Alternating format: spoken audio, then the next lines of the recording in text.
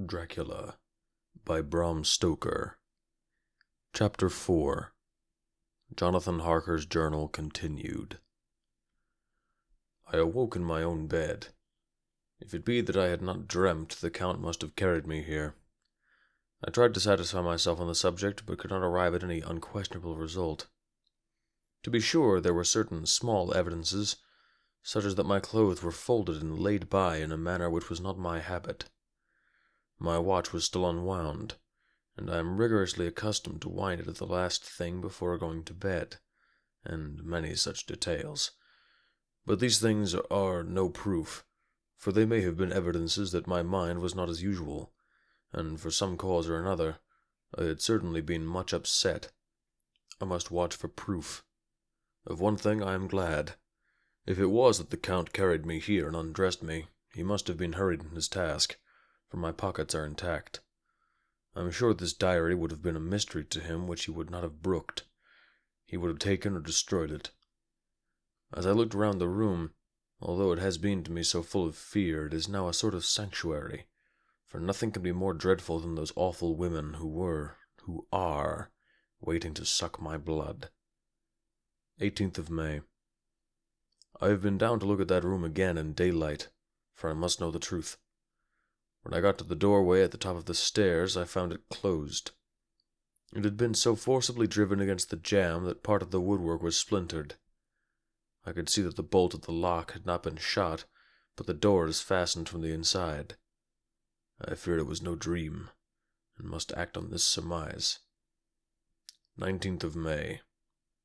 I am surely in the toils.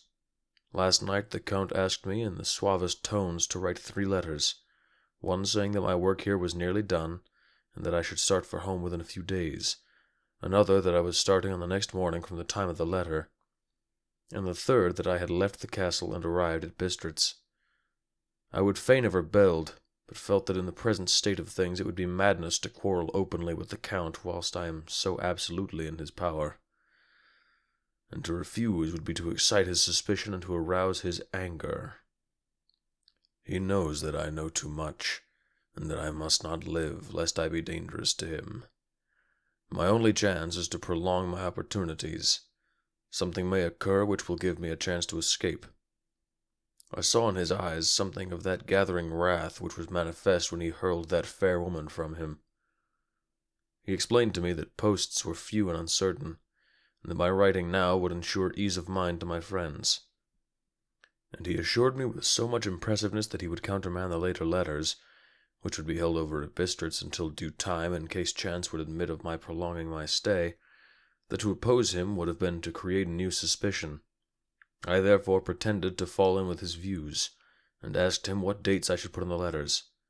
He calculated a minute, and then said, "The first should be June 12th, the second June 19th, and the third June 29th. I know now the span of my life. God help me. 28th of May.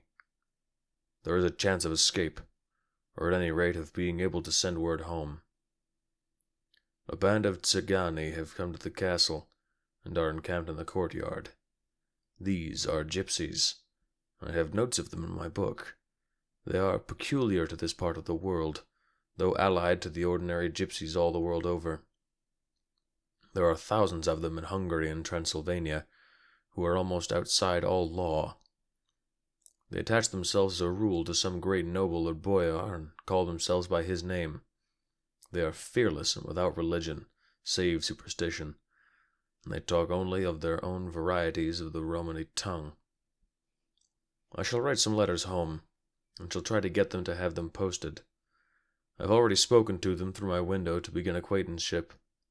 They took their hats off and made obeisance and many signs, which, however, I could not understand any more than I could their spoken language. I have written the letters. Mina's is in shorthand, and I simply ask Mr. Hawkins to communicate with her.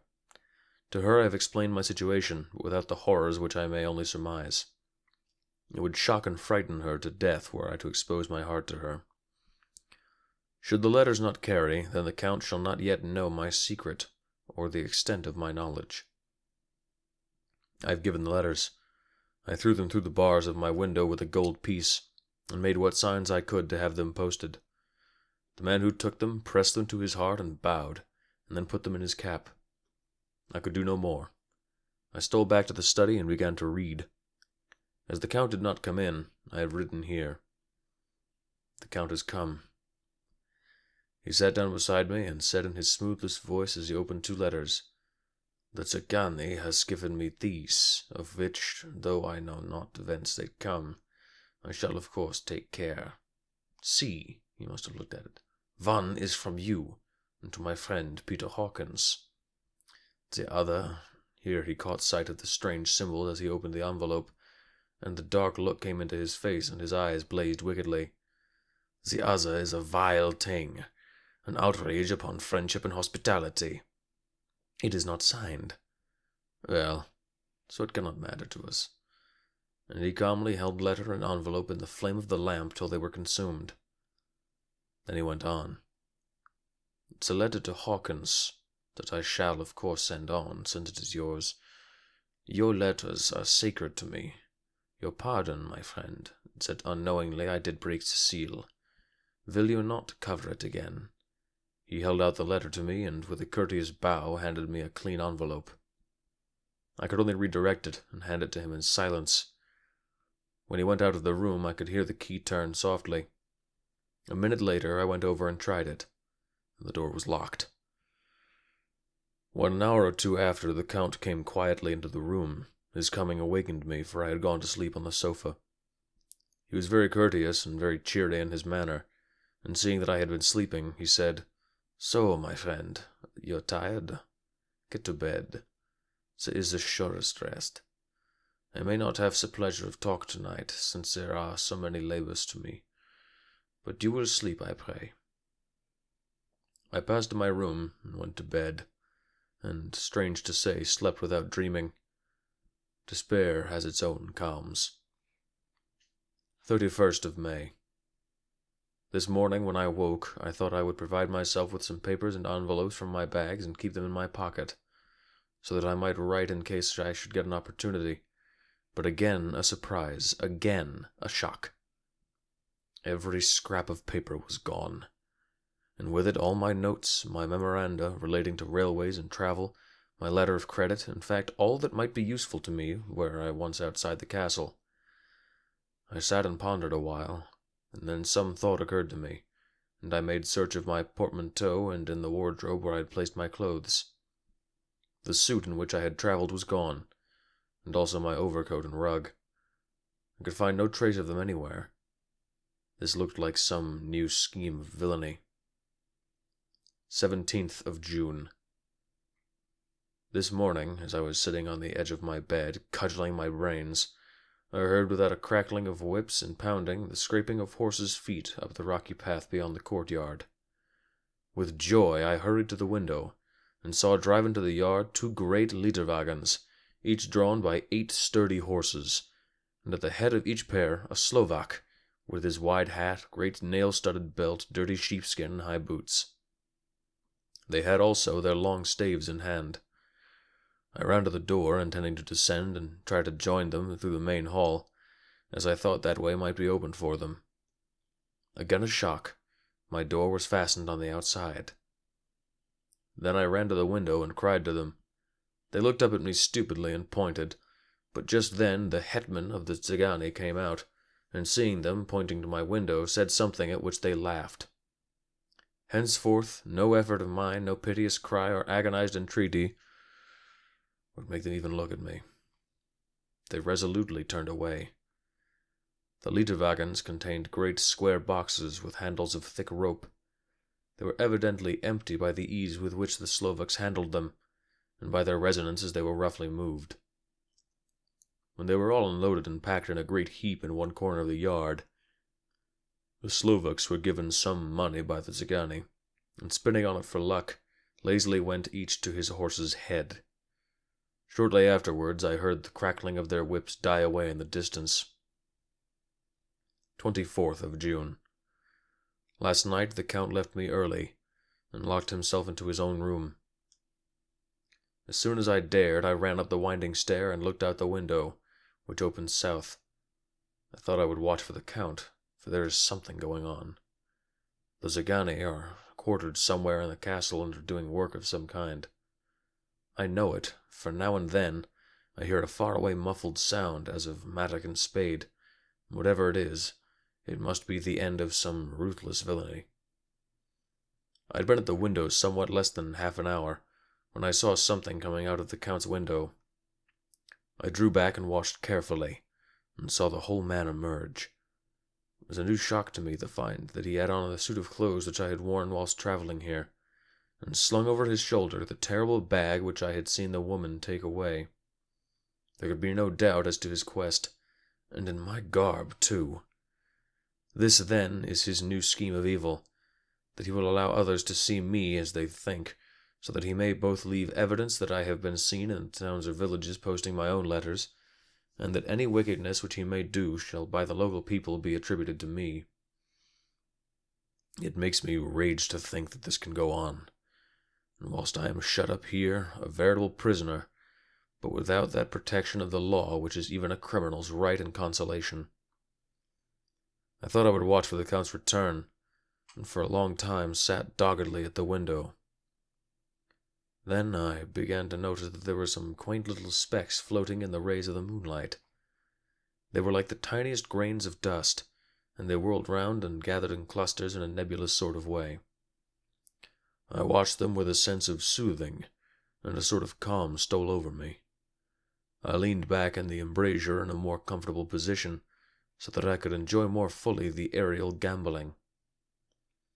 Something made me start up, a low, piteous howling of dogs somewhere far below in the valley, which was hidden from my sight. Louder it seemed to ring in my ears, and the floating motes of dust to take new shapes to the sound as they danced in the moonlight. I felt myself struggling to awake to some call of my instincts. Nay, my very soul was struggling, and my half-remembered sensibilities were striving to answer the call. I was becoming hypnotized. Quicker and quicker danced the dust. The moonbeams seemed to quiver as they went by me into the mass of gloom beyond. More and more they gathered till they seemed to take dim, phantom shapes. And then I started, broad awake and in full possession of my senses, and ran screaming from the place. The phantom shapes, which were becoming gradually materialized from the moonbeams, were those 3 ghostly women to whom I was doomed. I fled, and felt somewhat safer in my own room, where there was no moonlight and where the lamp was burning brightly. When a couple of hours had passed, I heard something stirring in the Count's room, something like a sharp wail quickly suppressed. And then there was silence, deep, awful silence, which chilled me. With a beating heart I tried the door, but I was locked in my prison, and could do nothing. I sat down and simply cried. As I sat, I heard a woman in the courtyard without, the agonized cry of a woman. I rushed to the window, and throwing it up, peered between the bars. There indeed was a woman with dishevelled hair, holding her hands over her heart as one distressed with running. She was leaning against the corner of the gateway. When she saw my face at the window, she threw herself forward and shouted in a voice laden with menace, "Monster! Give me my child!" She threw herself on her knees, and raising up her hands, cried the same words in tones which wrung my heart. Then she tore her hair and beat her breast, and abandoned herself to all the violences of extravagant emotion. Finally, she threw herself forward, and though I could not see her, I could hear the beating of her naked hands against the door. Somewhere high overhead, probably on the tower, I heard the voice of the Count calling in his harsh, metallic whisper. His call seemed to be answered from far and wide by the howling of wolves. Before many minutes had passed, a pack of them poured like a pent-up dam when liberated through the wide entrance into the courtyard. There was no cry from the woman, and the howling of the wolves was but short. Before long they streamed away singly, licking their lips. I could not pity her, for I knew now what had become of her child, and she was better dead. What shall I do? What can I do? How can I escape from this dreadful thing of night, gloom, and fear? 25th of June. No man knows till he has suffered from the night how sweet and dear to his heart and eye the morning can be. When the sun grew so high this morning that it struck the top of the great gateway opposite my window, the high spot which it touched seemed to me as if the dove from the ark had lighted there. My fear fell from me as if it had been a vaporous garment which dissolved in the warmth. I must take action of some sort whilst the courage of the day is upon me. Last night one of my post-dated letters went to post, the first of that fatal series which is to blot out the very traces of my existence from the earth. Let me not think of it. Action! It has always been at night time that I have been molested or threatened, or in some way in danger or in fear. I have not yet seen the Count in the daylight. Can it be that he sleeps when others wake, that he may be awake whilst they sleep? If I could only get into his room, but there is no possible way. The door is always locked, no way for me. Yet there is a way, if one dares to take it. Where his body has gone, why may not another body go? I have seen him myself crawl from his window. Why should not I imitate him, and go in by his window? The chances are desperate, but my need is more desperate still. I shall risk it. At the worst it can only be death, and a man's death is not a calf's, and the dreaded hereafter may still be open to me. God help me in my task. Goodbye, Mina, if I fail. Goodbye, my faithful friend and second father. Goodbye, all and last of all, Mina. Same day, later. I have made the effort, and God helping me, have come safely back to this room. I must put down every detail in order. I went whilst my courage was fresh straight to the window and on the south side, and at once got outside on this side. The stones are big and roughly cut, and the mortar has by process of time been washed away between them. I took off my boots and ventured out on the desperate way. I looked down once, so as to make sure that a sudden glimpse of the awful depth would not overcome me, but after that kept my eyes away from it. I know pretty well the direction and distance of the Count's window, and made for it as well as I could, having regard to the opportunities available. I did not feel dizzy. Suppose I was too excited, and the time seemed ridiculously short till I found myself standing on the window-sill and trying to raise up the sash. I was filled with agitation, however, when I bent down and slid feet foremost in through the window. Then I looked around for the Count, but with surprise and gladness made a discovery. The room was empty. It was barely furnished with odd things, which seemed to have never been used. The furniture was something the same style as that in the south rooms, and was covered with dust. I looked for the key, but it was not in the lock, and I could not find it anywhere.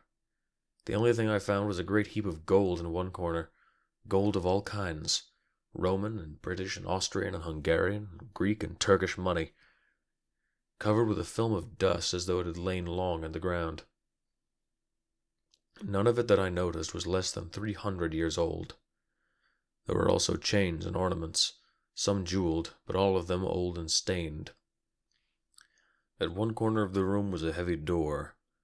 I tried it, for since I could not find the key of the room or the key of the outer door, which was the main object of my search, I must make further examination, for all my efforts would be in vain. It was open, and led through a stone passage to a circular stairway which went steeply down. I descended, minding carefully where I went, for the stairs were dark, being only lit by loopholes in the heavy masonry. At the bottom there was a dark tunnel-like passage, through which came a deathly, sickly odor, the odor of old earth newly turned. As I went through the passage, the smell grew closer and heavier. At last I pulled open a heavy door which stood ajar, and found myself in an old ruined chapel, which had evidently been used as a graveyard. The roof was broken, and in two places were steps leading to vaults, but the ground had recently been dug over, and the earth placed in great wooden boxes, manifestly those which had been brought by the Slovaks. There was nobody about, and I made a search over every inch of the ground so as not to lose a chance. I went down even into the vaults, where the dim light struggled, although to do so was a dread to my very soul. Into 2 of these I went, but saw nothing except fragments of old coffins and piles of dust. In the 3rd, however, I made a discovery. There, in one of the great boxes, of which there were 50 in all, on a pile of newly dug earth lay the Count. He was either dead or asleep. I could not say which, for eyes were open and stony, but without the glassiness of death, and the cheeks had the warmth of life through all their pallor. The lips were as red as ever, but there was no sign of movement, no pulse, no breath, no beating of the heart. I bent over him and tried to find any sign of life, but in vain. He could not have lain there long, for the earthy smell would have passed away in a few hours. By the side of the box was its cover, pierced with holes here and there. I thought he might have the keys on him, but when I went to search I saw the dead eyes, and in them, dead though they were, such a look of hate, though unconscious of me or my presence, that I fled from the place, and leaving the Count's room by the window, crawled up again the castle wall. Regaining my room, I threw myself panting upon the bed and tried to think. 29th of June.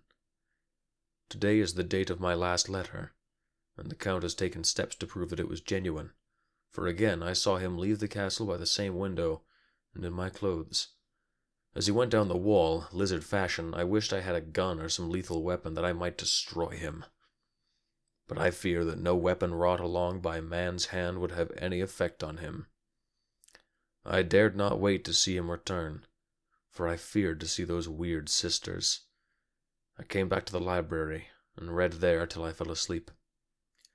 I was awakened by the Count, who looked at me as grimly as a man could look as he said, "Tomorrow, my friend, we must part.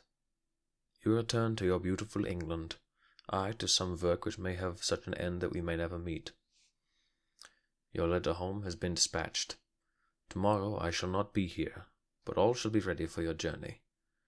In the morning comes the Tsigani, who have some labors of their own here, and also come some Slovaks.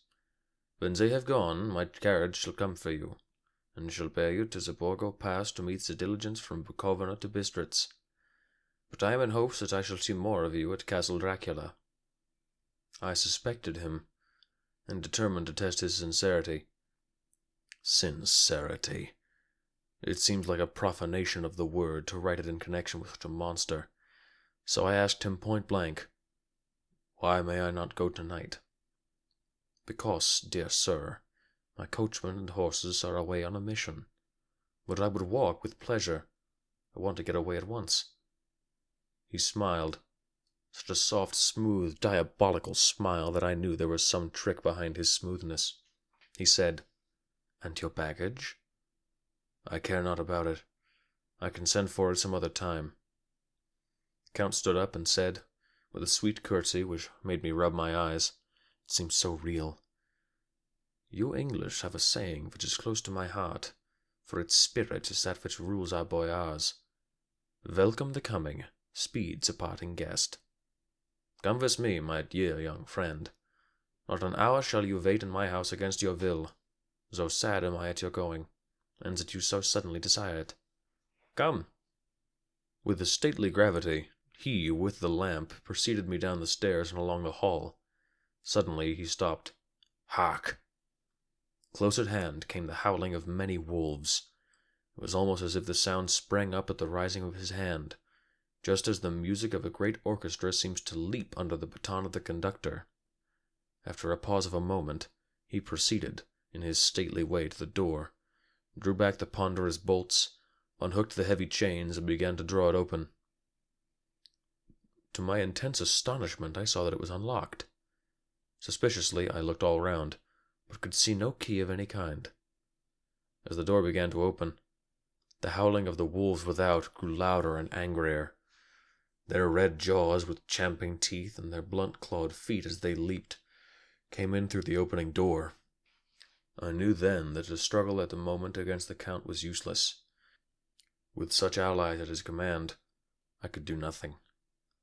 But still the door continued slowly to open, and only the Count's body stood in the gap. Suddenly it struck me that this might be the moment and means of my doom. I was to be given to the wolves, and at my own instigation. There was a diabolical wickedness in the idea great enough for the Count, and as the last chance I cried out, "Shut the door! I shall wait till morning," and I covered my face with my hands to hide my tears of bitter disappointment. With one sweep of his powerful arm, the Count threw the door shut, and the great bolts clanged and echoed through the halls as they shot back into their places. In silence we returned to the library, and after a minute or two I went to my own room. The last I saw of Count Dracula was his kissing his hand to mine, with a red light of triumph in his hands, and with a smile that Judas in hell might be proud of. When I was in my room and about to lie down, I thought I heard a whispering at my door. I went to it softly and listened. Unless my ears deceived me, I heard the voice of the Count. "Back to your own place. Your time has not yet come. Wait. Have patience. Tonight is mine. Tomorrow night is yours." There was a low, sweet ripple of laughter, and in a rage I threw open the door and saw without the 3 terrible women licking their lips. As I appeared, they all joined in a horrible laugh and ran away. I came back to my room and threw myself on my knees. Is it then so near the end? Tomorrow? Tomorrow! Lord, help me and those to whom I am dear. 30th of June. These may be the last words I ever write in this diary. I slept till just before the dawn, and when I woke, threw myself on my knees, for I determined that if death came, he should find me ready. At last I felt that subtle change in the air, and knew that the morning had come. Then came the welcome cock-crow, and I felt that I was safe. With a glad heart, I opened the door and ran down the hall. I had seen that the door was unlocked, and now escape was before me. With hands that trembled with eagerness, I unhooked the chains and threw back the massive bolts. But the door would not move. Despair seized me. I pulled and pulled at the door and shook it till, massive as it was, it rattled in its casement. I could see the bolt shot. It had been locked after I left the Count. Then a wild desire took me to obtain the key at any risk, and I determined then and there to scale the wall again and gain the Count's room. He might kill me, but death now seemed the happier choice of evils. Without a pause I rushed up the east window, and scrambled down the wall as before into the Count's room. It was empty, but that was as expected. I could not see a key anywhere, but the heap of gold remained. I went through the door in the corner and down the winding stair and along the dark passage to the old chapel. I knew now well enough where to find the monster I sought. The great box was in the same place, close against the wall, but the lid was laid on it, not fastened down, but with the nails ready in their places to be hammered home. I knew I must reach the body for the key, so I raised the lid and laid it back against the wall. And then I saw something which filled my very soul with horror. There lay the Count, but looking as if his youth had been half restored, for the white hair and moustache were changed to dark iron gray. The cheeks were fuller, and the white skin seemed ruby red underneath. The mouth was redder than ever, for on the lips were gouts of fresh blood, which trickled from the corners of the mouth and ran over the chin and neck. Even the deep burning eyes seemed set amongst swollen flesh, for the lids and pouches underneath were bloated. It seemed as if the whole awful creature were simply gorged with blood. He lay like a filthy leech, exhausted with his repletion. I shuddered as I bent over to touch him, and every sense in me revolted at the contact. But I had to search or I was lost. The coming night might see my own body a banquet in a similar war to those horrid 3. I felt all over the body, but no sign could I find of the key. Then I stopped and looked at the Count. There was a mocking smile on the bloated face which seemed to drive me mad. This was the being I was helping to transfer to London, where perhaps for centuries to come he might, amongst its teeming millions, satiate his lust for blood, and create a new and ever-widening circle of semi-demons to batten on the helpless. The very thought drove me mad. A terrible desire came upon me to rid the world of such a monster. There was no lethal weapon at hand, but I seized a shovel which the workmen had been using to fill the cases, and lifting it high, struck with the edge downward at the hateful face. But as I did so, the head turned, and the eyes fell upon me, with all their blaze of basilisk horror. The sight seemed to paralyze me, and the shovel turned in my hand and glanced from the face, merely making a deep gash above the forehead. The shovel fell from my hand across the box, and as I pulled it away, the flange of the blade caught the edge of the lid, which fell over again, and hid the horrid thing from my sight. The last glimpse I had was of the bloated face, blood-stained and fixed with a grin of malice which would have held its own in the nethermost hell. I thought and thought what should be my next move, but my brain seemed on fire, and I waited with a despairing feeling growing over me. As I waited, I heard in the distance a gypsy song sung by merry voices coming closer, and through their song the rolling of heavy wheels and the cracking of whips. The Zagani and the Slovaks of whom the Count had spoken were coming. With a last look around and at the box which contained the vile body, I ran from the place and gained the Count's room, determined to rush out at the moment the door should be opened. With strained ears I listened, and heard downstairs the grinding of the key in the great lock and the falling back of the heavy door. There must have been some other means of entry, or someone had a key for one of the locked doors. Then there came the sound of many feet tramping and dying away in some passage which sent up a clanging echo. I turned to run down again toward the vault, where I might find the new entrance, but the moment there seemed to come a violent puff of wind, and the door to the winding stair blew to with a shock that set the dust from the lintels flying. When I ran to push it open, I found that it was hopelessly fast. I was again a prisoner, and the net of doom was closing round me more closely. As I write, there is in the passage below a sound of many tramping feet and the crash of weights being set down heavily, doubtless the boxes with their freight of earth. There was a sound of hammering. It is the box being nailed down. Now I can hear the heavy feet tramping again along the hall, with many other idle feet coming behind them. The door is shut, the chains rattle. There is a grinding of the key in the lock. I can hear the key withdrawn, then another door opens and shuts. I hear the creaking of lock and bolt. Hark! In the courtyard and down the rocky way the roll of heavy wheels, the crack of whips, and the chorus of the Zagani as they pass into the distance. I am alone in the castle with those horrible women. Faugh! Mina is a woman, and there is naught in common. They are devils of the pit. I shall not remain alone with them. I shall try to scale the castle wall farther than I have yet attempted. I shall take some of the gold with me, lest I want it later. I may find a way from this dreadful place, and then away for home, away to the quickest and nearest train, away from the cursed spot, from this cursed land, where the devil and his children still walk with earthly feet. At least God's mercy is better than that of those monsters, and the precipice is steep and high. At its foot, a man may sleep as a man. Goodbye all. Goodbye, Mina.